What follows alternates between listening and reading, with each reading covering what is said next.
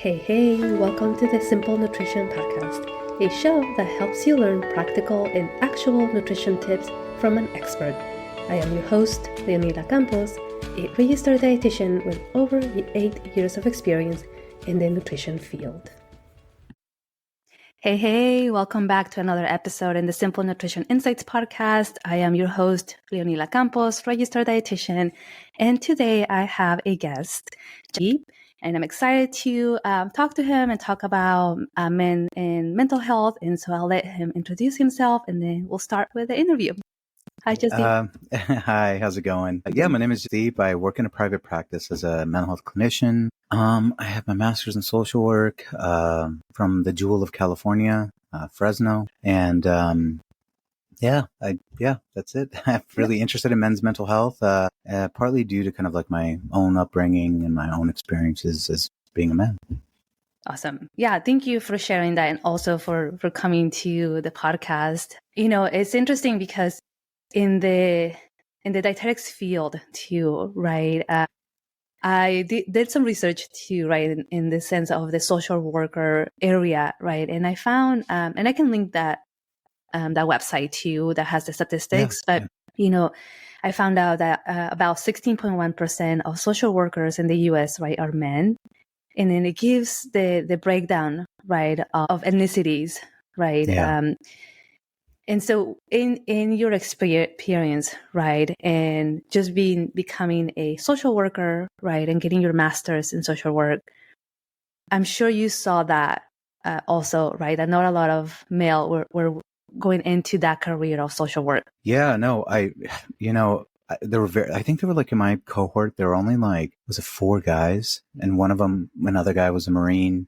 And then, a couple other guys, and that was it. Yeah, that was it. My entire program, there were only 4 of us. Yeah, that's really interesting, right? It is a women-dominated field, even for dietetics too. So what got you into social work, or going into that field? Like what made you decide to go into that field? Yeah, no, that's a great question. So there's, they always say like hindsight's 20/20, right? So reflecting on my past, I can point to many instances where I realized I was like, oh man, like I'd love to be a social worker, a mental health clinician or something. But I think one of the most important ones for me was, I think, leaving the military. I was in the Marine Corps for 4 years. I served as an infantryman, a rifleman, and from 2006 to 2010.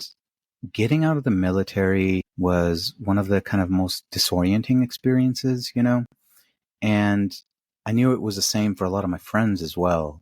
And that kind of like impulse to want to help them, this desire to help, and I don't know if it was for myself at the time. It was just kind of a mishmash of emotions that I was trying to make sense of that I couldn't at the time. So I thought, community work, which is really deeply tied to my tradition as well, which is the Sikh tradition, really kind of propelled me in the direction to find any kind of work that led me to work with, either underserved populations, veterans, and any individual in that kind of like capacity.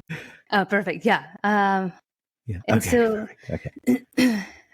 And so now you're working in a private practice, and obviously you're seeing your clients. Mm-hmm. And I really, it's fascinating to see how culture plays a role, right? And we're not going to go in super detail about that, right? But because I do also see men in my practice, right? I mostly see women that come to me for nutrition services, but I also see men in my practice, right? And oftentimes they're not used to people, right, asking them about their emotions, about their stress, or how they handle stress, or how they feel about eating. And so these are questions that I ask, right? Because if they're coming to me because, for example, most of them come to me for weight loss, right? I want to be able to understand where maybe their root cause is of, like, if there's overeating, right? Or if they're skipping meals during the day and they're just, eating more in the evening. I want to understand why, right? Of course, I love that as clinicians and as health professionals, we are able to refer patients, right, to other professions. So I Yeah. always refer my patients that are struggling with depression, or they don't know, right, that they have these really deep emotions, to therapists, because that's way out of my scope of practice. But in order for me to be able to help them, right, in the nutrition aspect, we have to be able to address the underlying reasons. And so oftentimes men, right, my male clients, they have no idea that they're struggling, right, for example, to overeat in the evening because they are super stressed, right? And they come home and they're like, Mm-hmm. I feel out of control, right? I feel like I ate Yeah. my dinner, but I continue to eat and I don't know why, right? Or I had a really stressful day and all I want to do is come home and have a piece of cake, right? And I feel so good. Now, as a Yeah. dietitian, I understand, okay, there's the food aspect is what's, helping you feel better, right? But we're not addressing the issue, right? We're not addressing other ways of also helping you feel better, that have nothing to do with food. And so Yeah. in your expertise, right, why do you think that this is not talked about, right? Like, why do you think that men, right, or males don't talk about their emotions as much? Yeah, I think so. I think when it comes to, let's say, just discussing emotions, I think one of the things is that, you know, being kind of aware of how to respond as well to someone that's being vulnerable also isn't really kind of instilled within us, right? Like nobody grows up thinking like, hey, look, if someone's depressed, and they're coming to you, how do you talk to your boy, right? Right. And I think there's this kind of guys just miss each other, right? So my habit was like, hey, man, like, how you doing, bro? And I was like, oh, I'm kind of struggling. And I kind of like, oh, damn, that sucks, dude, And I'm sure it feels cathartic in that moment, but it never really kind of goes beyond that. And so within therapy, especially when guys come over to my sessions, one of the things I do is first I kind of like try to normalize the fact that like, hey, look, as a guy, and I always make it a point to mention some way, shape, or form, my service in the military, because they put a lot of stock into that, right? This idea that, like, okay, he was in the Marine Corps, he must have some sort of tough guy credentials, right? And as a result, like he's giving me permission to, hey, dude, it's okay to kind of feel weak sometimes. We all do, even as a former Marine. I've had my days too, so, and I kind of normalize that because I think internally every male wants to kind of just release, let go, relax, and kind of like really kind of bring themselves down from whatever thing that's tormenting them. But also because like guys across the board, can be very, and I don't want to play, flat image because it is changing. A lot more men are talking about mental health, and I'm seeing it in the office. However, I think one of the reasons why people aren't willing to is because it's a painful experience. What do we uncover when we kind of tap into their histories, right?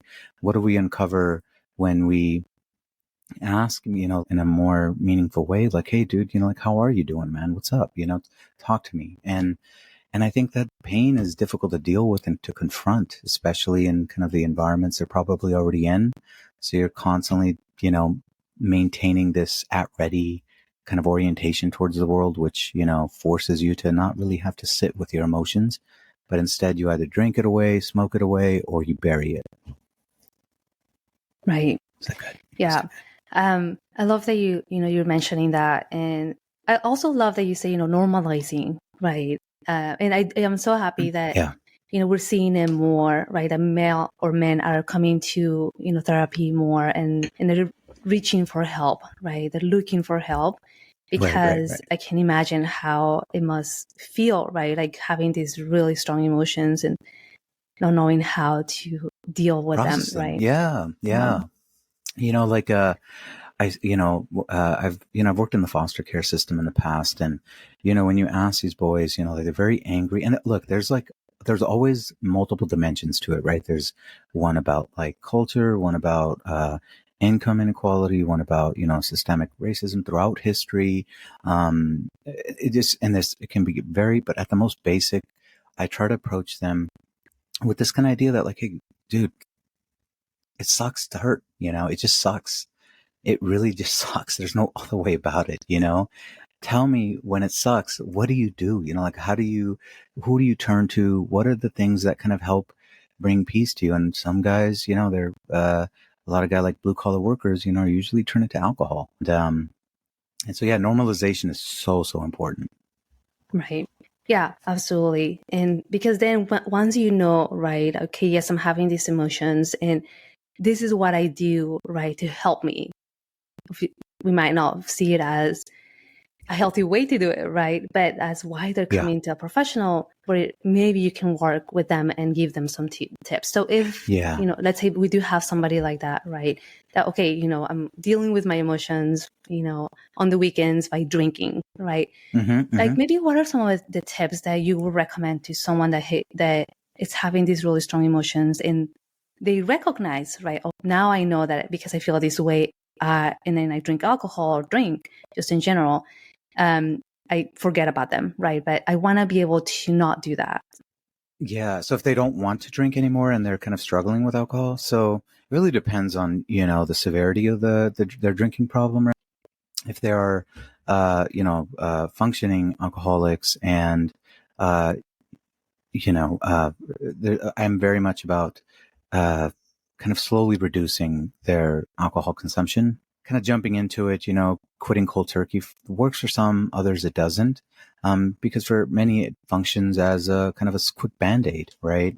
And also there's kind of cultural norms, right? That if I'm going to go to see a football game with my buddies and I don't want to drink, but everybody else is drinking, okay, like we have a society that's built around alcohol consumption. Mm-hmm.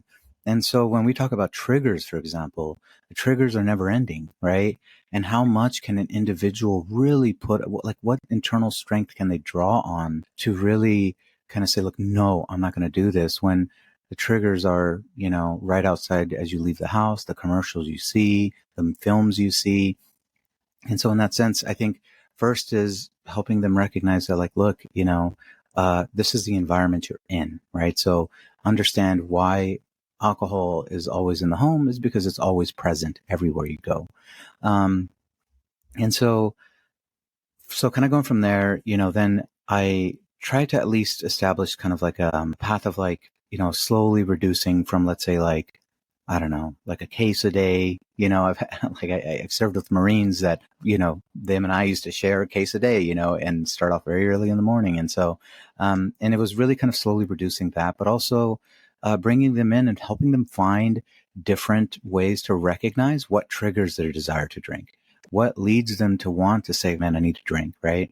Um, the other thing would be then to slowly kind of give them the tools, have someone to turn to. You can even, I do encourage people to go to AA. I do encourage people to, connect with a sponsor that, can keep them accountable. And I think that's just like the entry point, right? The kind of like the entry point into helping them improve, because I think when it comes to trauma, you have to kind of build up to that type of processing work. For that, people are at different places at different times. Right. Yeah. I love that you talk about that, right? Not one person is going to be the same, right? And they are all going to need different things, right? Different interventions Yeah. and support. And so that's definitely awesome that you're talking about that too. Yeah, Because like it goes back to like insight, like what kind of insight do they have regarding their own suffering and their own struggles? Yeah, absolutely. It's different for everybody, but typically there's, one or two formulas that we can use to kind of approach them initially. right. Yeah. And I love that you also talk about giving them the tools, right? Of course, you're bringing the awareness, right, of the environment and the reasons why, those actions happen. Okay, but Right. now what, right? Okay, now let's give you some of the tools that you can use to help you, right, change that and Mm-hmm. that support. Because I feel that that's also the same with nutrition, right? We feel first we do the awareness, right? Okay, how are we eating, right? The same thing, environment, right? Our environment plays a huge role in our decisions, in our subconscious, right? Because a lot of the times we might do things that we're trying to change, but because we've done them for so long, it's like automatic, right? We just do them Right. automatically. Yes, absolutely. And And the thing about that is I have to point out, is that like, it's not as if these companies don't spend billions of dollars in marketing research, to kind of like create the colors of their signs, in a very particular way that, I understand like with food, for example, fast food chains very particularly use different specific forms of color that when you see them, there's almost like a trigger response, right? You see it and you're like, oh man, it would be nice to have a Big Mac or something. Happens to me every time I go on the freeway. Like if I see a McDonald's, I'm like, oh man, a Big Mac would be nice right now with a sweet Powerade, right? And so, yeah, on top of that, there's, the triggers are all around us. And so, right, it really comes back to like helping them also be aware that they are also in an environment that is not the most conducive to dealing with alcoholism. So to help them recognize the environment they're in, as well as their own internal struggles, I think gives them kind of a couple of ways to kind of address, the internal and external triggers. right. Yeah, amazing. And I'm sure that doesn't happen overnight, right? It takes time to be able to Oh do my God. that. Yeah. Yeah. And then also that is not always like a straight line, right? We're gonna do. Yeah. It's gonna be up and down. The journey is gonna be up and down. So now I think it's important to talk about, the feelings of guilt, right? Or maybe the feelings of failure. If we're struggling with something specific, right? Or if we're having these really strong emotions and we feel that it's our fault, right? Like everything that is happening is our fault. And I feel that if we're having those feelings too, right? Almost it feels paralyzing to even do anything about them. Like how do you deal with that? Like guilt is something that I really feel like is one of the things that really propels individuals, especially men, to act out and kind of in ways that are counterproductive to their own well-being. Because I think like, in our society, we tend to talk about, picking yourself up by your own bootstraps, right? But, I guess, well, there's like a long history of neoliberalism, as well as I think if it's, a few years ago, I was seeing a client who really struggled with paying rent, right? Like it's, he, lived in an apartment and was struggling to pay rent and really blamed himself for not being able to do that. That is a feeling that many men feel because underlying that is this assumption that men are supposed to do this, right? That men are responsible and should take on the responsibility of, but we don't live in that environment anymore where, and there's a very real also political dimension to this that, I don't have time to get into, but I think it's something that we have to think about because when we internalize this guilt, right? I really kind of encourage my clients to kind of do an inventory of, well, what is in their control? What really is out of their control? Do they control market forces as it relate to kind of rent prices? Do they control, the cost of fuel, things like that? It's out of their control. And so I think there's an element of like kind of recognizing the structure as it is. Now, this doesn't solve the problem, obviously, right? But the idea is that the burden they carry on themselves is not theirs to carry to begin with, right? It's out of their control. Now, when it comes to, dealing with feelings of failure, of having struggled with something in the past and trying to come to terms with it. Like I know that very intimately because of my own time in the military, and then I went to UC Davis, studied history and Middle East studies. And, there was a lot of a guilt that accompanied my kind of participation as an infantryman specifically. And for me, I think it's really, when we talk about like, let's say self-esteem, right? We have to do acts that are esteemable, that are acts that are, okay. So the idea is that like, we're carrying this weight that we can't really ditch, right? We can't concretize, like we're trying to redeem ourselves from our previous action, but all we can really do is continue to do good going forward. And as you then reflect on your past, maybe redemption then is in that kind of, it's a real commitment to changing yourselves fundamentally. Does that make sense? So that's what I'm trying to say. So if it doesn't come across clearly, just let me know. Okay. Yep. Perfect. It makes sense. Absolutely. And Okay. changing Okay. the way that we feel, right? It's a lot of work. It's a lot of work. Yeah. And yeah. So like, so like if one, sometimes I see people that struggle with their self-esteem, and there's, of course, many ways to kind of approach it, but one of the ways that I really do encourage people to think about is service. To build self-esteem requires one to do esteemable acts, to participate in community. We're so cut off from one another. And I think social media further exacerbates that, right? Where we're alienated, we're atomized from one another, and we get lost in this kind of comparison with that person, with that specific job, and then we're constantly given ideas of what it means to live the perfect life, right? Either be through film, through the, what is it, the American dream. And I think sometimes when people don't live up to that specific kind of vision or fantasy, I even sometimes call it a fantasy, it is disorienting, but look, what is it? Tuition fees were, almost nothing, in the 60s, 70s versus what they are now. And if it wasn't, for example, even the Marine Corps, I'd wonder what kind of debt I'd be in. And in that sense, I point often to the structure around us. And then in order to kind of really deal with the guilt, I think it's in the process of serving others, and as well as sometimes it is really just about trying to process and allowing yourself to accept what cannot be changed and only changing what you can do going forward. Right. Yeah. That is so on point, right? I often also tell my clients, right, we can only control the things that we have direct control over, right? Everything else is difficult, right? Even if we want, even if we wanted to change them, right, it will require just massive amounts of power and energy. And so it's better to focus on the things that we can directly control, right? Like our nutrition or the way that we move our bodies, or more so like our independent way of doing things, right? Because even if we wanted to change, our partners, that's difficult, right? That's their own human, and we can change them, right? That's who they are. But we can change how we react, right, to maybe things that they say to us or something like that. But yeah, that's definitely difficult.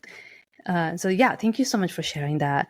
Now, I think I want to ask you, right, like how do you, as a clinician, right, how do you recognize when someone is struggling with their emotions and to deal with their emotions? How do you, as a clinician, recognize that? Yeah, I mean, there's multiple ways, right? There's multiple tells. There's multiple ways that they might even have some internal insight, or a family member has basically told them, like, hey, look, you have to go to therapy, or they've recognized themselves. So, in private practice, especially, right, they're kind of coming to us with some sort of an awareness that I need help with something. And so, whereas like, in other spaces, and sometimes even in private practice, right, you'll have people that come that have been ordered to by the courts, or by, some other institution. But in this case, when they do come, there's kind of an awareness of what they've been struggling with. And then it's really through that kind of process of building a solid rapport, like a very, very close client clinician relationship, in order to kind of delve into these particular stuck points. And so what I do, let's say if I have a guy come in and he's struggling with, some emotional kind of struggle, he has some emotional struggles, is unable to process them.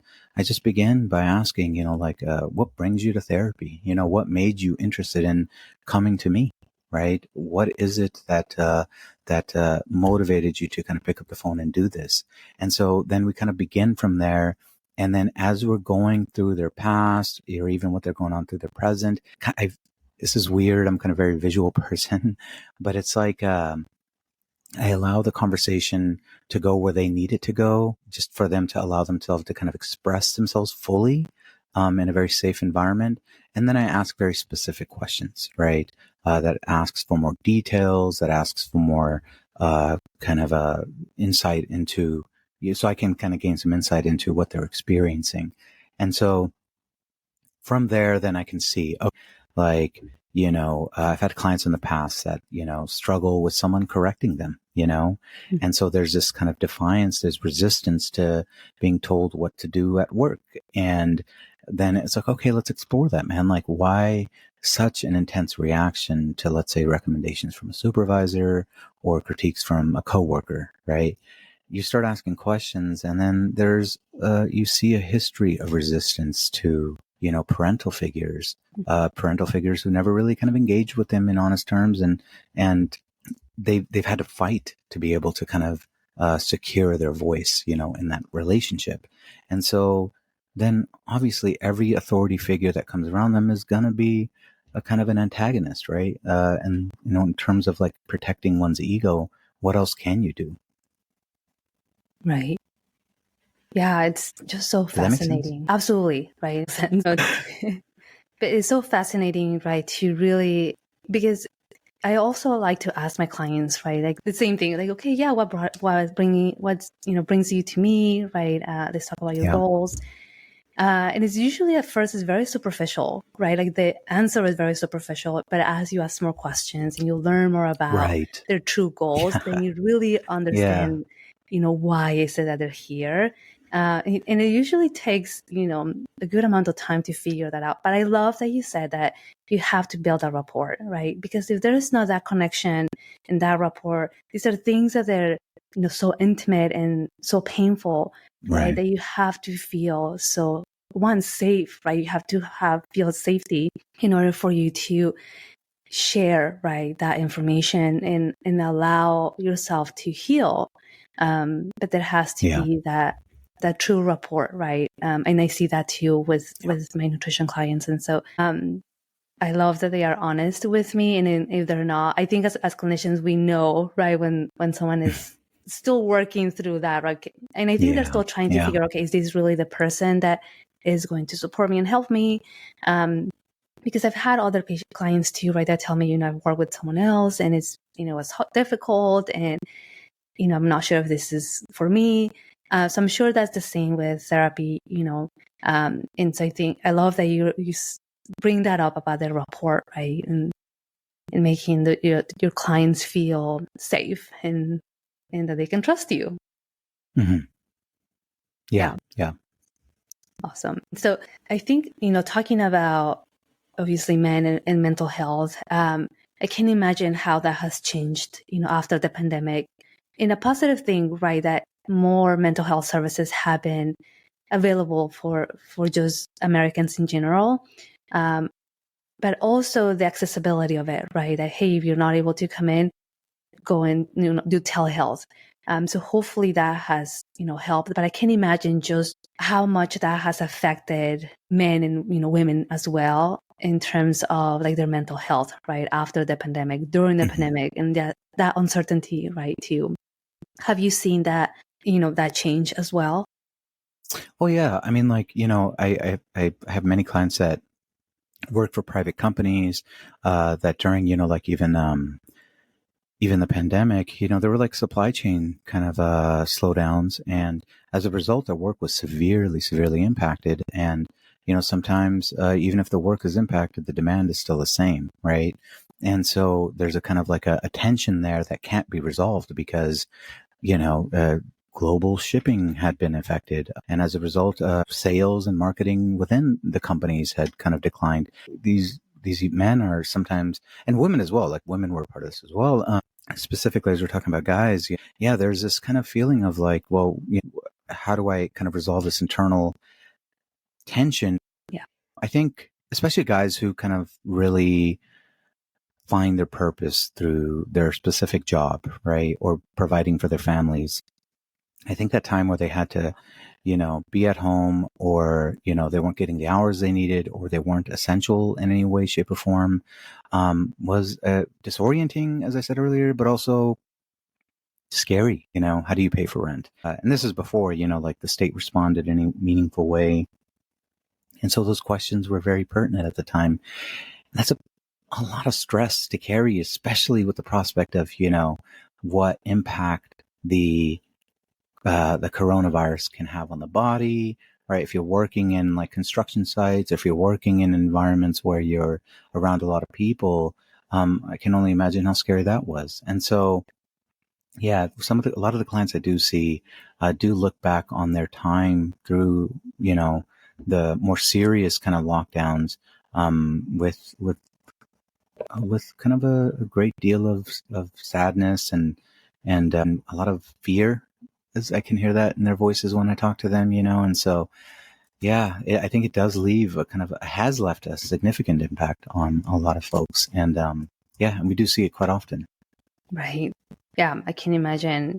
Even for us, right, thinking about it and just that uncertainty of like, okay, what's going to happen, right, to the world, what's going to happen to the Yeah, workforce, or like, and yeah, that has changed us forever for sure, right? It's a historical change, absolutely. Oh my gosh, yeah, absolutely. right?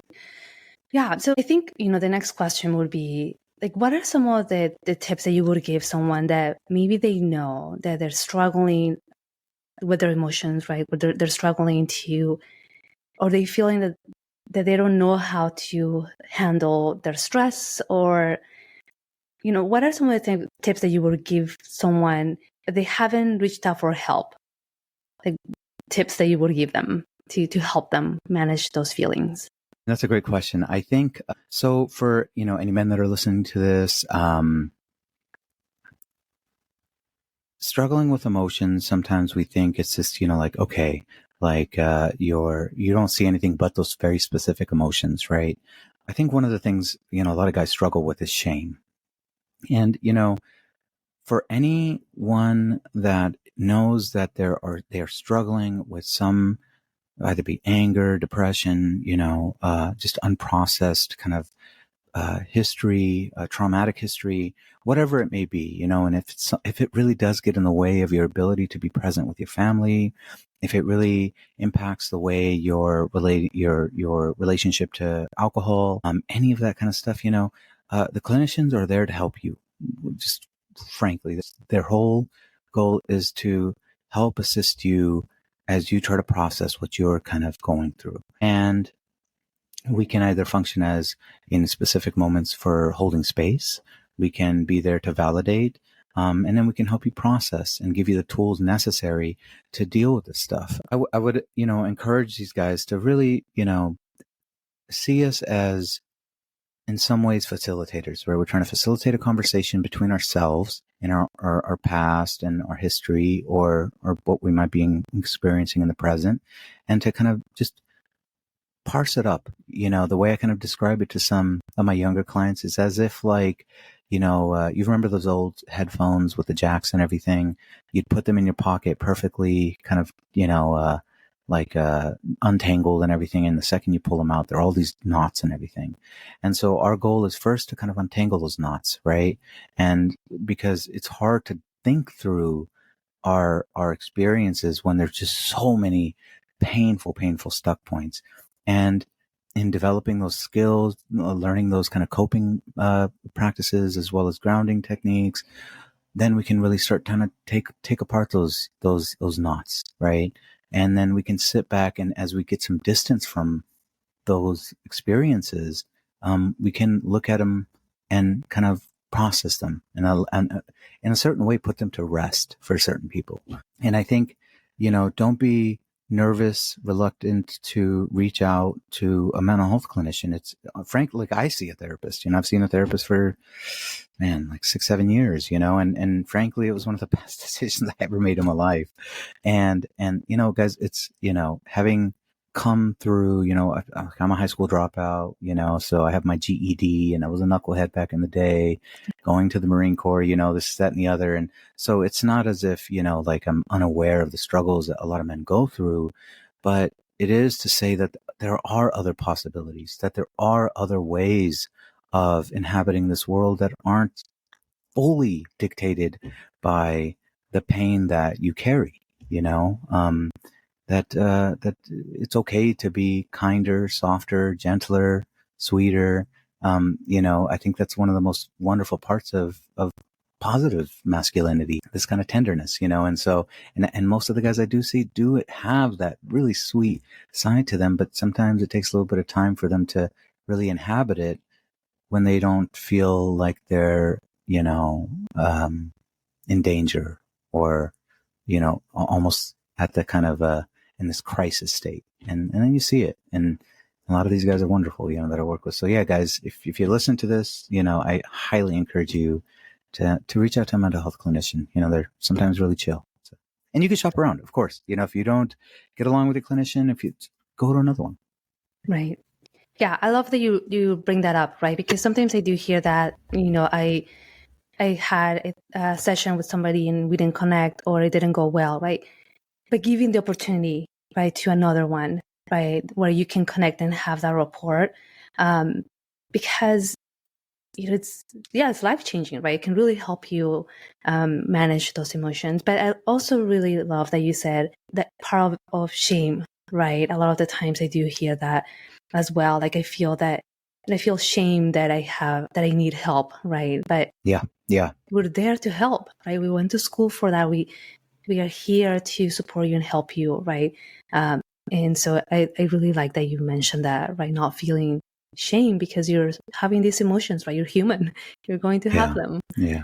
Right. Yeah, and we're such social creatures, and prior to kind of like these very cookie cutter homes, we had communities to turn to, right? I have friends that go back to Mexico and they go to their small villages and everybody knows everybody, and there's kind of a huge network of people that you can turn to. But here it's more, we're very atomized, we're separated from one another. Obviously, as a clinician, there's always like this kind of boundary that we maintain that's very important. It is to say that a lot of people don't have that anymore, and so how do you process painful experiences? Who do you talk to Mm-hmm. that can reciprocate in a way that is beneficial instead of being like a burden? So because the other side of this is that the person you're telling is also having to carry this on them, and and so there's a lot of conversations about the emotional labor aspect of it, right? Is that if you're close to someone and they're willing to do that, that's fine. But I think the kind of understanding is that nobody really wants to hear a downer, and which is unfortunate because we desperately need people that are, gentler to their bros, and, Right. and sensitive to their needs. But, until that happens, like I'll be more than happy to work with you. So Yeah, absolutely. yeah. And I think that is so true specifically for men, right? I know for us women, if we have someone where we feel that connection, we talk to them, right? We tell them pretty much everything that is happening. But for men, it's Right. more difficult, right? Because they don't want to be judged. They don't want to be seen as Yes. soft, right? But it's Yes. just Yes. human nature. Like, hey, I need to let someone know what I'm feeling right now. And so if they don't have that, right, like I can imagine that heavy load.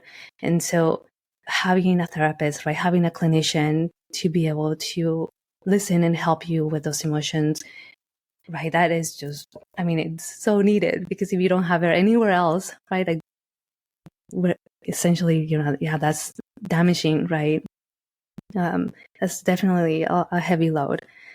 So I love those Yeah. words. Any final thoughts, any final tips that you want to give to men, right, in general about mental health and, if they're needing help, any final thoughts or tips that you want to Yeah. provide? Yeah. I guess my message would be simple is that, guys, I just want to validate that, like, man, like, I know it sucks out there. I really, really understand it sucks.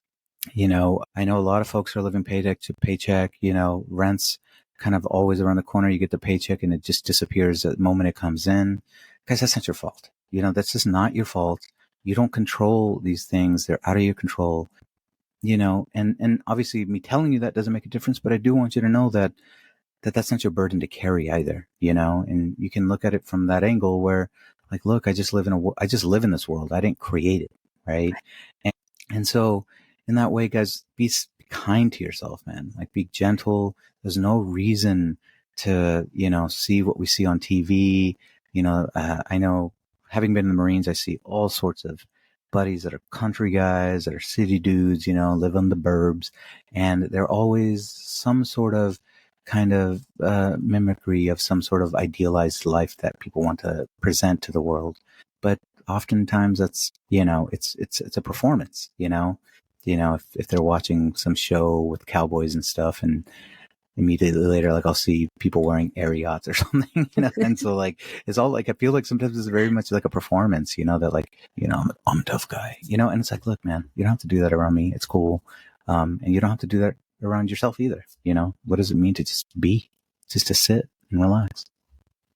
Right, and be you. Yeah, absolutely. I love that. Thank you so much. Let's see if anyone wants to reach out, or if they want to, see you as a clinician. How can they contact you? So if anybody wants to contact me, please just give me a call. 559-930-2210. Where we take all types of kind of insurances. If you want to come in, or if you want to do telehealth, I'd be more than happy to work with you. So yeah.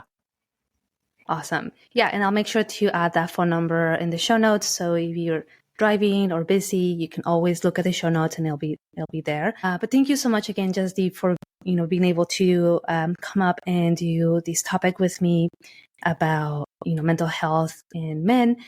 And for the listeners, share it with a friend. If you know anybody that, will benefit from listening to this episode, please share it. And that is it for today, my friends. Thank you so much for your time, and I will see you in another episode.